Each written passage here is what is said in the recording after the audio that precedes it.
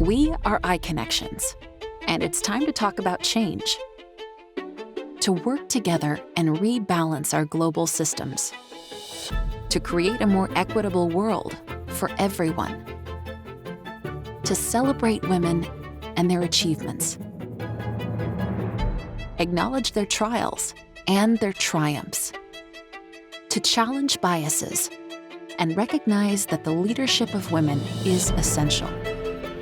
We choose to invest in our future because equality is non-negotiable for investment. And change emerges from leadership. We must overcome discrimination, challenge gender inequality, and balance our responsibilities. Every challenge comes with a choice. I choose to challenge. I choose to challenge. We choose to challenge.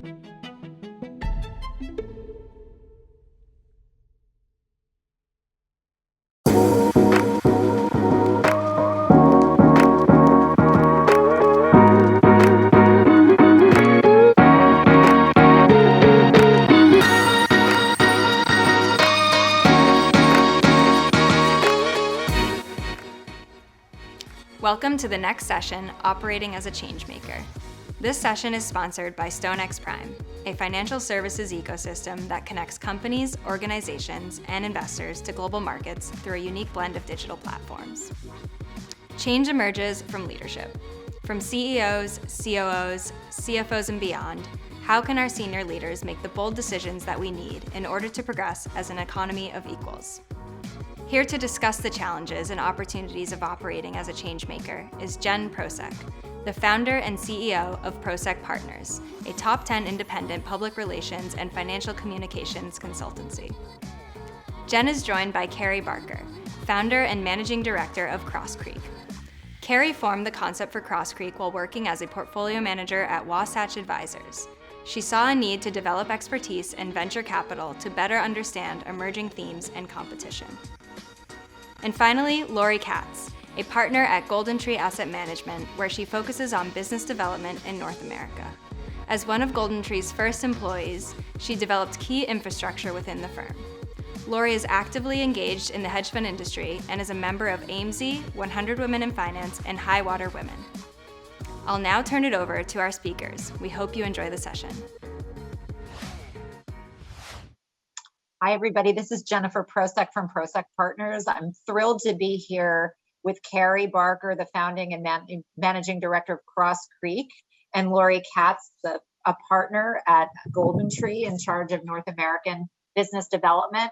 I had a pre-call with these gals, and I'm telling you, we could fill 3 hours of interesting content, but we're going to do our best to keep it tight and get to it. This is all about change makers, and we're going to talk to two women who really have been pioneers in their field. So let's just jump into it. I would first just say you've both had incredible careers. You're both at the top of your game. You're both in roles that women aspire to their whole lives. And I just want to start asking you guys, just give us a short view of what your position is now, how you got there, and what you think it was about you that got you to the top of your organization. Karey, why don't we start with you? Sure. Thanks, Jennifer. So my name is Karey Barker, and I'm currently the founder and managing director of a venture group called Cross Creek, based in Salt Lake City, Utah. I really grew up managing public mutual funds for a group called Wasatch Global, also based in Salt Lake. And I started there, right out of school, and got a chance to pick stocks for a small mutual fund company at the time. The company's done very well and is about 30 billion under management now, but was, under 100 million management, I think, when I started. So, kind of got lucky a little bit getting on, just getting involved with an interesting company early. So my career was really, starting as an analyst, picking stocks for a mutual fund, became a portfolio manager, and ultimately became one of the directors and managing partners at Wasatch. During my time at Wasatch, I became interested, particularly after .com, in private companies and, late stage private venture-backed companies. And I formed Cross Creek originally as a wholly owned subsidiary of Wasatch, And then in 2012, bought the company from Wasatch and became an independent company. We invest in venture funds that generally invest in, seed and early stage traditional venture kind of stories. And we also invest in pre-IPO stage venture-backed companies inside of Cross Creek. So that's kind of my brief history. And, I think the people laugh, because Utah's not exactly the most progressive state in the nation. And to have sort of come up in the financial industry and built a good career in finance in Utah, people are surprised. But I think I was very lucky that the public management business is very results driven. If you make money for people, they quickly forget, your gender or your, race, if you can make people money. And honestly, my name probably helped me, because when I was running public money, there weren't a lot of pictures of people out on the internet. And Karey, the way I spell it, which is a little different, I'm not sure a lot of people knew I was a woman. So I think I just had my heads down. I was very lucky to have partners that, as long as I could perform, it didn't seem to make a difference. So I think, now I'm super interested in getting involved in change makers, and I know the theme here is sort of the challenge, because I think, I'm lucky to be in a position where I think I can challenge the system and hopefully make it a little easier for women that didn't have it as easy as I did. And we'll get to that later. And I loved when you said in the pre-call, a woman who got to the top amongst a bunch of Mormon men. That's totally thing, and probably a whole book. Laurie, tell us about you. I know you joined your firm when it was very nascent, and you've been working and to build it, and you've gotten to the top of it. Give us a little snippet about your career and what you think it is about you that got you to the top. Sure, great, and thanks for having me on today. So yes, as you know, I started GoldenTree as one of the first employees in 2000. I came into it actually thinking that I wanted to be a lawyer in college, and so having every internship that I could in law, and quickly realized I wanted to be on the other side of the deal making. But I had a lot of work to kind of catch up to, since I didn't go to school for finance. And so at GoldenTree, really, we had 4 employees when I started, and we were managing 60 million. And so I like to say I had, every job in the place, because there really just weren't many people to do it. So working from 7 in the morning till midnight, I was a trading assistant and then a trader. And as we grew and developed, I moved over to start our operations firm. And then ultimately really found myself in I think the combination of all of those roles, found what I was really good at and things I wasn't good at. And so I really liked the combination of talking to investors and knowing our products, but really being a people person. And so when we really built out our client service and sales group, I raised my hand and said I'd love to start that. And so having those opportunities so early on, I think were so meaningful to build the understanding and knowledge base that today, going into 20 years of business at GoldenTree, really allow me to be on top of the game. I would say I did it with a lot of hard work, a lot of support, and really working for the early partners who were my mentors. And every time I raised my hand, they allowed me to try and do something. But it was raising my hand for that next opportunity that always got me to the next place, whether or not I succeeded in it. So I'm going to just weigh in with my story too, because I'm the female founder of a firm that went from 0 to 250 employees, and people ask me the same question. And I was a young female entrepreneur in my 20s, starting something from scratch, not knowing anything. Sometimes it's better to not know anything and just plow ahead. But I think it is that combination of grit, hustle, hard work, and probably, at least for me, a lack of awareness that there really was even a bias in the world. I sort of always made my own rules, and we'll talk about that in a little bit. But let's talk a little bit about being the only female in the room. I mean, everyone wants to hear about that. And I think the three of us all agree that we didn't spend too much time thinking about it. We just plowed ahead. Having said that, you kind of felt it every once in a while. Karey, can you tell us of a time where you felt like you were very aware that you were the only woman in the room in a good or bad way, and how you dealt with that? You know, at Wasatch, I was the only woman in the room, but I didn't really notice. We had such a great working relationship. It didn't really matter. But when I noticed, it was outside of the firm. And I think the first time I went to a really large investment banking conference, you know, hosted for investors, it was a healthcare conference on the East Coast hosted by, you know, a firm that doesn't, you know, independently exist anymore, Alex Brown. And it was a very well-known conference with thousands of attendees. And I was, you know, in my early 20s. I hadn't been to this kind of large event before.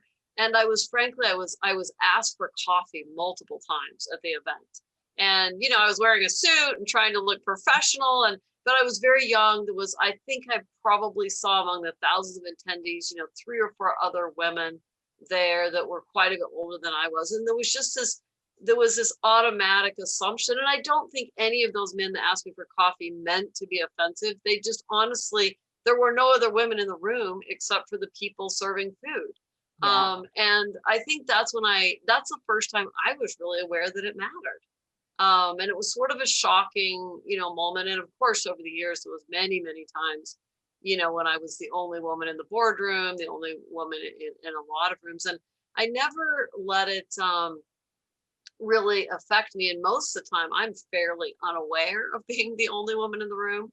But, you know, there's definitely times where I look up and have this sudden awareness that there's 15 people in the room. And once again, I'm the only woman. And it's only been in the last few years where I feel like I need to ask why. I just took it as that's just the way life is. And I think in recent years, you know, I'm more offended, and I feel like I need to ask everyone in the room why I'm the only woman in the room. Yes, I think all of the movements of the last couple of years have made all of us pick our heads up and actually notice, because I have similar feelings than you did. Laurie, how about yourself? Yeah, I think it is an interesting time right now because we're really observing that we are the only women in the room. I have similar stories to Karey of being the only women in the room, or one of a small group, but not really feeling it. I think from a character perspective, you have to be assertive and you have to have your voice heard amongst a group. And I certainly am very good at doing that.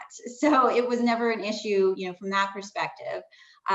There are things, and we've talked about this in terms of maybe just some more traditional male environments, such as playing golf, where a lot of women don't know how to play golf. And I'm not great at playing golf, but I won't miss up the invite to do it and be a part of the group. So really, I think it's about insecurities being maybe different than everybody else in the room, but those insecurities can really play to your advantage because you offer a different perspective.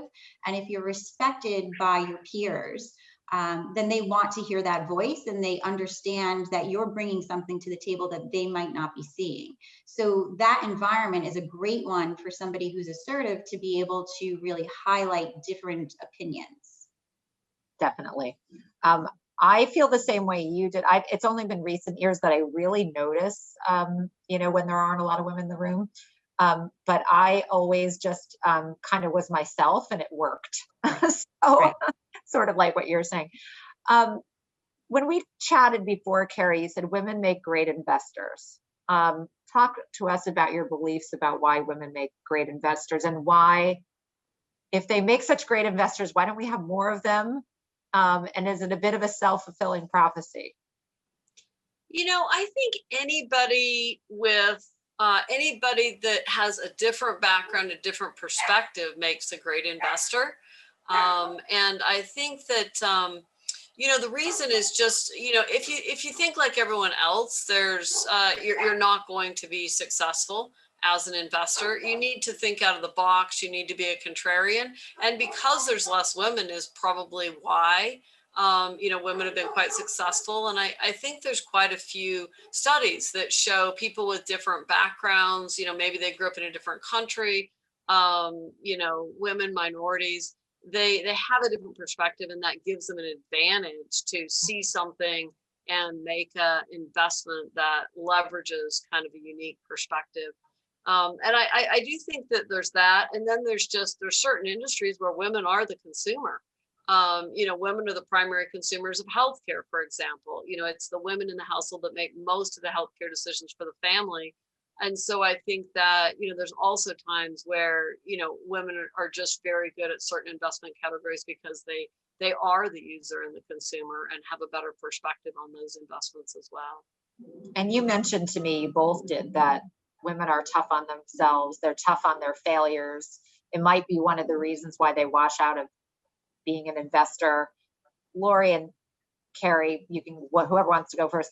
Laurie, you wrote a great blog post on your LinkedIn about failing successfully and what that means. Give us a little taste of your thinking on that. Well, that is my favorite quote. Without failure, there is no success. I actually, if I had a GoPro in the house, I'd show you, in my son's room, I have a huge poster hanging over his bed that says that.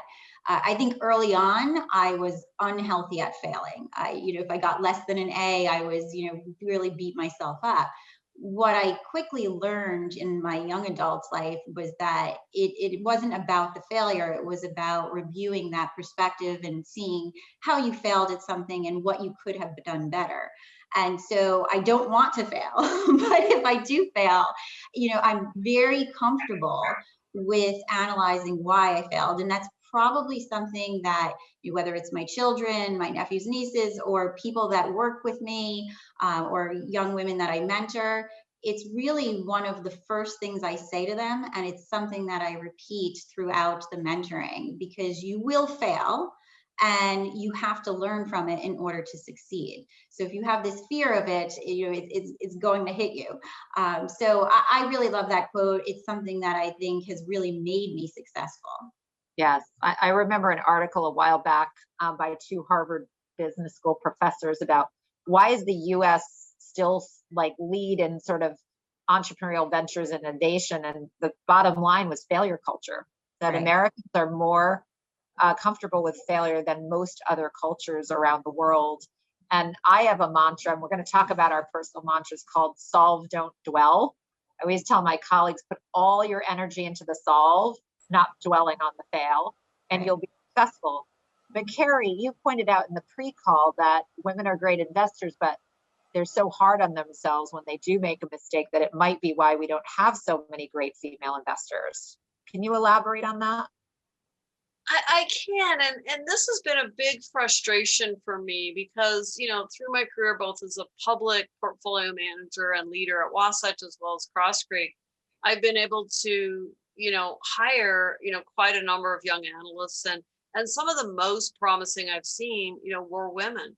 But I feel like several chose not to continue in that career because, in public investing or any kind of investing, you're going to make mistakes. You're not going to be right all the time.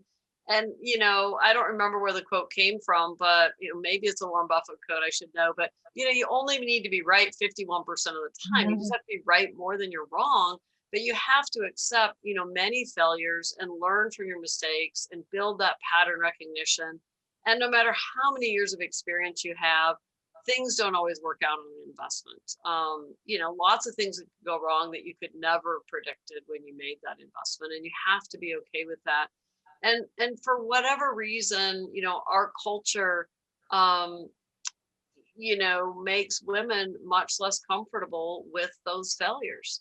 And I found that the women would make a bad investment, really beat themselves up and feel like maybe this isn't their career for me. Where most of the men tend to brush it off pretty easily, maybe too easily, don't even take the time to pause and learn from their mistakes and are ready to charge forward. And I think that, it's really important in investing in particular for women to be comfortable with losing other people's money, making bad investments and learning from that and moving on. And so I'm very anxious to try and mentor, more young investors that are women. And I really still need to figure out how to help women be more comfortable, with their mistakes, because I haven't quite figured out. I mean, I try and tell everyone, hey, you can be wrong, 40, 50, almost 50% of the time, and you could still be a great, investor. But it's a very hard message to get through to women. So let's talk about that a little more, women being hard on themselves. Last week, I read a New York Times article that we've read in other places, but it had a really interesting message in the end. Women are unfortunately dropping out of the workforce in the droves because of COVID and the responsibilities that do fall on women. It talked about that, but it also talked about, like, in a survey, like, most women are beating themselves up because they're angrier with their children, they're yelling more, they're under more stress. They just feel like bad about the way they're handling everything, the way they're behaving. But the greatest part of the article was the writer, who had done a lot of research, said in all her research on children, at least, that children don't remember like this sort of mom was angry for a year. What they remember is the little things that you stopped and focused on them and did something small. So I was telling both of you gals, we rolled out a program called Pro Little Things, where parents, not just women, can block an hour in their calendar here and there to go do a little thing with their kids. But it was really that theme again of women being so hard on themselves. Laurie or Karey, do you have any perspective on women in COVID and what you're seeing in your workforces? Laurie, maybe you have more women. Yeah, well, it's just interesting because you mentioned that stat, and actually one of my colleagues this week forwarded me a research report from the Peterson Institute. And I think this is going to be a really interesting report and statistic to watch from that institute. What they're showing is that in under the last 12 months, 2 million women have dropped out of the workforce. And so that wipes away nearly a decade of improvement of what we've done. And I think for all of the reasons that you've stated. But where I really want to focus my time is on building that pipeline.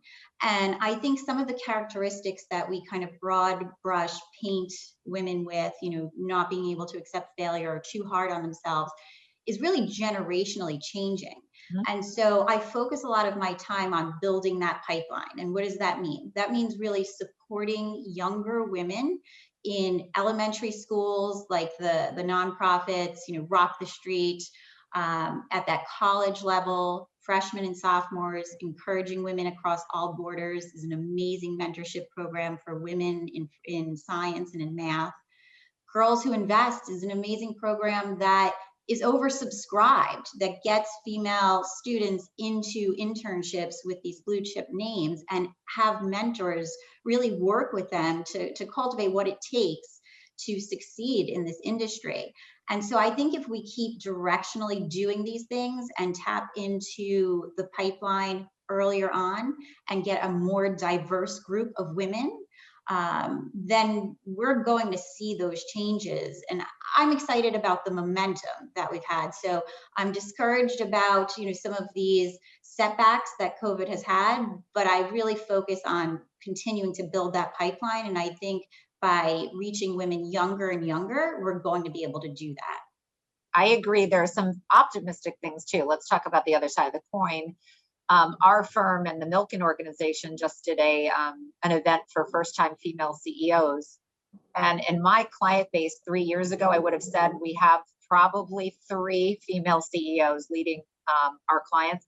We have more than 30 now. So the progress has been actually quite amazing. And yesterday, we all know, was International Women's Day, and the theme was Choose to Challenge. I think you both had really interesting things to say about what Choose to Challenge means to you. And Karey, I want to start with you. You've had this awakening just like I have. I actually look in rooms now and I look how many women are there, men, and I never used to do that before. So I've had the same awakening you have. You talked a lot about what Choose to Challenge means to you and asking questions. Could you tell the audience a little bit about that? I think it's inspiring. Yeah, I think for me, it started with awareness because I had spent my entire career in a, male dominated industry. And I do communicate in a way that I think gives me an advantage working with men. Frankly, if you read the psychology books, I communicate like a man. And I guess because my name, you don't know. I mean, I think it wasn't a big issue, but I think that the awareness, realizing that I'm the only woman on the Zoom call, the only woman in the board, it was the first step for me, is realizing that and then acknowledging that it's really not okay. I think I had never really perceived it as good or bad. It just was. And I think perceiving, that new awareness that I am the only woman here and it's really not okay. But then the part where I have to challenge myself is then asking, why am I meeting with a management team on a new investment and there's no women on the management team? Why am I in a boardroom and there's no other female investors in this investment? And I think that's the part where, I'm at now, is having the confidence to, say, I really think we need diversity in this management team, in this boardroom, whatever the situation is where I'm pushing myself right now. Great. Laurie, you've got a lot of different things that you are championing. Give us a sense of what you're up to with Choose to Challenge. So this was one of my favorite things to do this year with our female network at the firm. And we have an amazing group of women across all different parts of the firm. And we call ourselves the Golden Gals, which is a very affectionate name that we had actually voted for within the organization. And when we kicked off our campaign, what I actually started with saying to the women was our Choose to Challenge motto this year is going to be get out of your comfort zone. And so what I mean by that is you're all going to public speak this year. And we're going to do a tennis outing and a golf outing. And I don't want you responding no because you don't know how to golf. You're going to make a fool out of yourself and you're going to have a lot of fun doing it and you're going to improve. And I think really teaching women to do that and be okay with it is something that's so rewarding, because you're not going to learn without those failures or embarrassing mistakes. And so our whole motto this year for the GoldenTree Female Network is to get out of our comfort zone, to grow, to be uncomfortable with some of the things that we kind of cringe and say we don't want to do. And really, I think by the end of next year, when we look at that calendar of events and all of the things that we've done, what I really want to take away from this is that each woman has grown individually and as an organization as well. Well, I'm having a lot of fun with it. I love what you're pushing. I mean, selfishly speaking, I do run a communications firm, but I have this vision of doing a women's event called Take the Stage, because I don't think women take the stage enough. And I have seen the sort of hardcore bottom line positive effect on women's careers when they are more visible, where they do more. Yes. And believe me, I've asked, right? And a lot of times you just get the no, thank you. And so, by really pushing ourselves, and I think pushing ourselves in a group unit, I think we can see tremendous improvement. I think that's awesome what you're doing there. So I always like the audience to walk away with like some hardcore like tips or mantras, so I thought about a couple of mine. I talked about solve, don't dwell. That's one of my favorites. The other one is, I've written about this a lot, but just ask. I always say, people are like, how did you build your firm from like a 20-something to this like unbelievable firm? I'm like, I just went around asking people for things and I actually got something 50% of the time. Now, you have to ask in the right way at the right time with the right style and et cetera. But it's unbelievable how many times you get a yes when you ask for something. And so I always tell people, especially women, just to ask, because it's funny what you get when you do ask. But Karey, do you want to give us a few of your sort of mantras or pieces of wisdom for the audience? Oh, I don't know if I have any really pithy pieces of wisdom. I do think the don't dwell, just ask is just great advice. And I think I would add to that sort of like, don't assume. I think all this talk about, women is really positive, and it really is opening up a lot of doors. But I think there's also a big assumption that there is a glass ceiling, or that you will be discriminated against. Yeah. And I don't think that's always the case. I think sometimes if you assume that is the case, then it will become the case. You back away from the unintentional, the guys are going to lunch and you don't get invited. They just know each other, and it's not because you're a woman, it's just because you're new. And I think you just can't assume that it matters. And I think in some ways, even when you're pretty sure that is what's going on, I think sometimes, assume it's not. Assume the best in people, and, just ask, can I come with you? Can I do this? Can I try that? And I do think, the one strange piece of advice that I would give people is, I do think smaller organizations, responsibility is taken, not given. And I think in a small organization that's growing quickly, people are looking for anyone who can step up, take responsibility, take the burden, and just run with the ball. Whatever needs to be done, raise your hand and do it. I think the opportunity to raise your hand and run with it in a smaller firm sometimes can be a lot better. So I think, we all had that experience, sort of being part of something small and growing. I think there's less sort of inherent bias sometimes in an organization. So maybe my thing would be, take a risk, maybe take a risk on a small group, and, maybe it'll go bankrupt and you'll move on. But especially if you're young and you're starting your career, that opportunity to join a small firm where you can get more responsibility and take that risk early might be worth it. Because I think just like women are afraid to make mistakes in investments, they also tend to gravitate to a large organization with a stable, career position. And I think that, maybe take a risk on the kind of organization that you choose to join would be my other, piece of advice. Well, there's 3 case studies right here of startups or small organizations that became larger. But I think there's something to your advice, because you make your own rules. And in a small organization, the person who's willing to work the hardest and take on the most generally does get ahead. It's fairly black and white. So that's a really interesting observation. I've always said, when I speak to groups, I always kind of give a little bit of a caveat that, like, I'm in a smaller organization where I make the rules. So I don't know what it's like to be in an organization with someone else's rules and biases, et cetera. And that's very different. So I think that's a great observation. Laurie, what would be your Laurie Katzisms?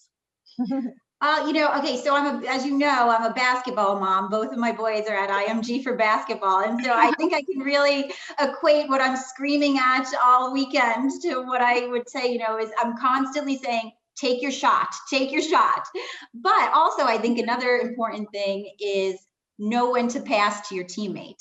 And so building those relationships and having that, development both with your employees and your clients is so important. And so you can't grow if you're not being collaborative. So take your shot and then know when to pass. I love that. I have so many mantras, but again, I'm in the world of pithy mantras, right? That's the world I live in. One of them, which I don't talk about too much because it sounds too negative, but I think when I speak to women, sometimes I bring it up, is, make your enemy your energy. Like, I've only had 1 or 2 men in my life that made me feel small or said, you're never going to do that. I had a old crusty British guy tell me I'd never sit on a board of directors as a young woman. Anytime anyone said to me, you're never going to do it, my like, that just look out. And I'm like, oh yeah, I'll show you, and then some. And it's actually given me this unbelievable, powerful, positive boost of energy. So I say, make your enemy your energy, and it all works out. It's connected to the solve, don't dwell mantra. It's kind of the same, but I totally agree with that. And if you tell me I can't do something, people who know me closest sit back and enjoy the movie as that plays out. But I also would say that what also has become so important in all these initiatives that we're working on is to include men. And so at the firm, within our culture committee or any of the events we're doing, so many of these men are from the next generation. They have daughters. They have daughters that want to intern for us, that want to talk to women who have had successful careers. And so when you include them and you get their buy-in on inclusion and really allow them to develop an understanding of what women might be feeling, I have found that they're so supportive. And so a lot of times, when we think about the being afraid to fail or being afraid to do something like public speak, I always say that audience is not filled with your enemies. People can really relate to the vulnerability that your position is in. And so if you can include them and get the buy-in, I really think it's quite rewarding all around and far more successful to the initiative. Totally. I strongly agree with that. I find so many of these women's events become, negative on men, and that's not what's going to work. I mean, we just have to make it a non-issue where we're all equal and working together. And so I really agree with that. And I think there are so many. They just have a very different perspective and relationship and respect with women. And I think we definitely, in terms of my mantra of like, don't assume, I think a lot of women, assume that, that these men have a certain, way they're going to work in. And I just don't think it's true. I think, I have 3 young adult daughters. And so I see the confidence in these young women that is so much greater than my generation. And, you tell them they can't do something, instead of a few of them saying, watch me, they all have that kind of, watch me. But I also see the men their age, the young men, and I just think their attitude towards women is so different than my generation. I'm just super positive on where this next generation's at. I would agree with you wholeheartedly. And in fact, when the women's movements came up, I started to feel a little bit bad for some of my male clients because they kind of like put their head down and said, we really should have more women here. And I wrote them a letter that I never sent because I didn't want it to come across the wrong way. But I was in my early 20s when some of the hedge funds and private equity firms and asset managers I work with chose me and my firm. We were small. We were female owned. They didn't care. They chose me and our firm because they thought we were the best. And, I look at how many, I traffic only basically Wall Street firms, or what used to be called Wall Street firms. And they're all run by men. And they all chose a really young 20-something woman who didn't know everything at the time. And that just reminds me, I think a lot of men have their heart in the right place. They just haven't been focused on the diversity of their teams like they are now. So I think in the point of don't assume, I think it's better to assume the positive than the negative. It's definitely helped me out. I think optimism is what you must have in order to get. But I also think with the optimism also has to come with accountability, right? And so, doing things like we rewrote our partnerships with our recruiters to really, because one of the things I was getting a lot from the committee, who I wholeheartedly believe were trying to hire from a diverse pool, the best candidate, was that they weren't seeing a lot of diverse candidates. And so really starting with recruiters or people who are scouting for you is one great way. And we've seen a tremendous increase since we did this 3 years ago on women investors in our firm.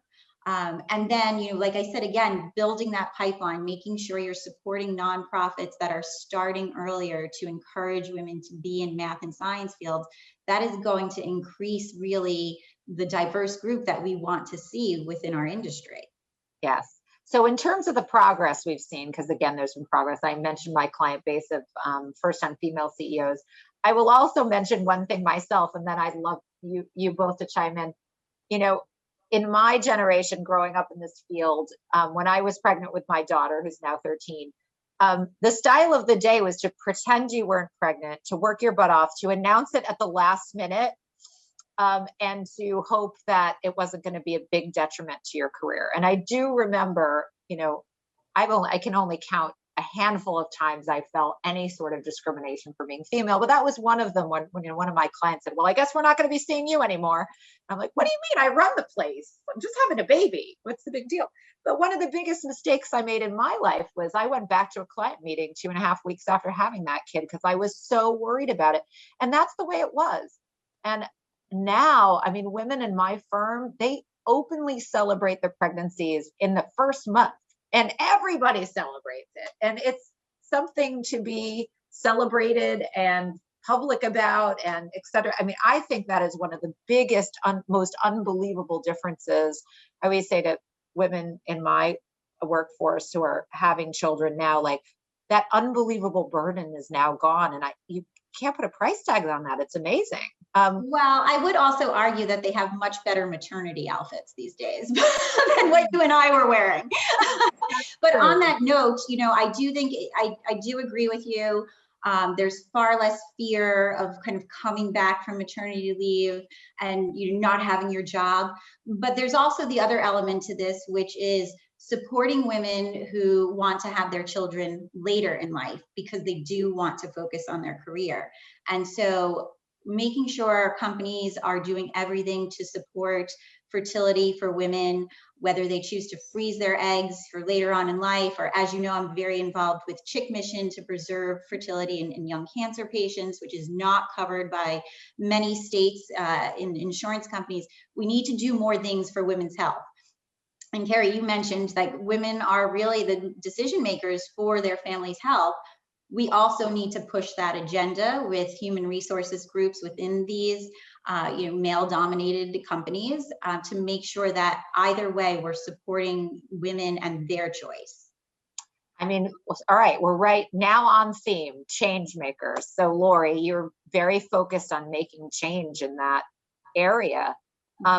I'd love to hear a little bit more about what other things are the bees in your bonnet of change, the things you've committed to in the next couple of years. Oh boy, I'm not sure if we have enough time, because when you're talking about mantras, I mean, anyone that knows me knows if it's a problem and they call me, I have 10 different solutions that I want to brainstorm with them on. But I do really love what I'm doing now. I call it my other full-time job at GoldenTree, aside from our relationship management with our clients. The full momentum behind really helping women build their careers, helping in things like Chick Mission to preserve fertility. I mean, that's just a right that any female should have. I'm on the board of Women Rising, which is one of the largest domestic violence centers in Hudson County. So speaking up for women who otherwise might not have a voice, and building the pipeline of women who are going to have a much louder voice than I have ever had. And I think I shared with you an interesting stat when I did an event in December highlighting some of these great organizations. I reflected on my own career. And when I got into finance in the late 90s, there were no organizations. And I was writing my speech for this December event, and I called Amanda Pullinger, the CEO of 100 Women in Finance. And I said, how many people were we in the late 90s? And she said, Laurie, we only started in 2000, and we were barely 100 women in hedge funds. Today, that name 100 Women in Finance has evolved to include much more than hedge funds, and they're in the 30,000s and global. So what I'm most inspired about is momentum, and what I'm working on over the next several years are all things that are going to continue to provide us with momentum to really succeed in having a diverse group. Awesome. Karey. Yeah, I think one thing for me is that I grew up in the public investment management business, and there was very few women in the room, and that got a lot better over my career. There was more and more women in the room, still obviously a minority, but a sizable minority. When I moved over to venture, I stepped back 10 years in time, and the percentage of women in the room was literally 10 or 15 year reversal. So my focus, right now is really more. I am involved in 100 Women in Finance and some broader organizations, which I'm very supportive of. But I am trying to focus my time specifically to venture, because I think that's an industry that, venture is all about access to the deals, and it's a very clubby business. It does really favor, some of the issues. It's not like public management, your numbers are your numbers and everybody can buy any stock that's on the Bloomberg. In venture, you need the relationships, you need to be in the club to get access to the best deals. And I think that it's taken longer for that industry to emerge. There's a lot of great organizations like Allraise and PE Win that are really trying to increase the percentages. And there's some amazing limited partners that have made, specific commitments to have a female managers, running their money. And so I'm really trying to stay focused on that industry because I think it has just much higher barriers because of the nature of the investments. So that's my primary focus right now, as well as just when I'm in a room asking, why I'm the only woman in the room. And it's small, but, in my own little way, at least challenging that in the rooms I'm in. That's great. And I agree with you. Venture is probably the most far behind in terms of minority and female representation. So that's a really great mission. For me, it's just really exciting that what we normally do, which is build profiles and thought leadership for individuals and companies, now can be so accretive to women and minorities' careers. Like, again, getting people on stage, getting them the visibility, making the networking connections is really the difference between getting ahead and not. And we can do that in our normal course of action, as a firm. So that's been really inspiring to me. We have only a minute and 24 seconds or something left. Parting thoughts to the audience from a change maker. Laurie, last thoughts. Oh boy.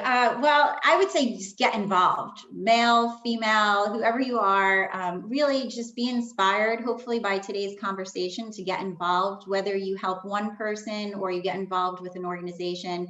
You really can see the momentum changing. Let's not have COVID be kind of that setback that stalls us. Help move things forward by inspiring one female on your team or helping with an organization that I've mentioned today. That's wonderful. Karey, parting thoughts. My parting thought would be to the investors, and particularly the male investors, that we don't want you to pick any of our firms because we're women. We just don't want to be overlooked because we're women and women or minorities. And so I think just everybody challenging their own bias and trying to just make it a level playing field is the challenge I think we all have. And even as a woman myself, sometimes, we're even sometimes biased, and we need to all, we just need to all face our own bias and try and move forward. I agree. And mine would be, listen, one of the coolest things in the last couple years is I think there's so much energy between women to help each other that was not there before. So yeah. Parting advice would just be like, do something for a woman who you think is kick-ass. Yeah. And the law of reciprocity, it will come back to you. And I've seen more energy around that among the women I know in my career in the last 18 months than I've ever seen. I want to thank the panel. You two are amazing, inspirational people that I'm so lucky to call friends now that we've done this panel. So thank you very much. And thank you to iConnections for having us today. Likewise. Thank you. Thank you very much.